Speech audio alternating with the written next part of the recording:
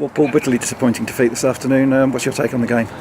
Yeah, just that, Tony. I think there's a lot of contentious issues most of the afternoon, and they've affected the game in many ways. It's the sending off and obviously the penalty. And I thought up to that point our 10 men had done fantastically well. They'd restricted Hemel to nil shots in the second half.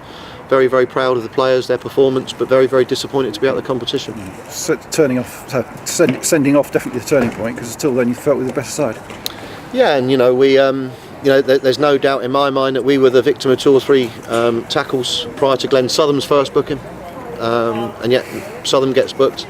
Betsy, I thought, was a decent enough tackle, won the ball, but I can understand why the ref decided it was a yellow, because he's just put his feet down onto the ball.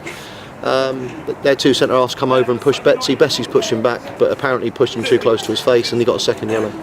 And then you've seen the penalty decision, and at the end of the day, we'll check our own highlights, we'll check the film, but the lads are convinced that Diarra's dived, and that leaves me bitterly disappointed and frustrated and unhappy.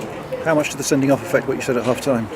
Nothing. We just said to them that we dominated the first half. I think we had 7 chances. The disappointment when maybe Whitey's got a score back for me in the first minute, through on goal.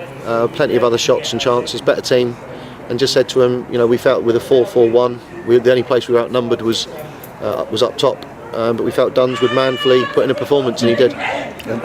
Then bring Dan Wishart on, more naturally left-sided player than Jamie White. Yeah, I mean, obviously, Jamie would play through the middle for us all day long, but he wanted to maintain the shape that we'd gone into at half time. But I did think that Shax and Dan Wishart would give us that pace out wide as well. And obviously, Ricky Wellard's still feeling his way back into 90-minute games. So, again, I can't fault our players. I thought our players were fantastic, and it's just the disappointment I feel for myself, the club and the players and the supporters. And whilst everyone keeps saying it's been a tough season, I've never known each week something keeps hurting us. And talking about the players next season, good news about Betsy Gomez this week. Yeah, I mean, he already is. He's agreed a new contract, in which we're really happy with him. We like him a lot. And he's gone and got himself sent off today, so that probably sort of sums up where we're at. But as I said, we've got 7 or 8 of those players there, here for next year, and I've got every belief in the setup. I've got every belief in the coaching staff. I think Ian Baird's come in, it's massively made us better.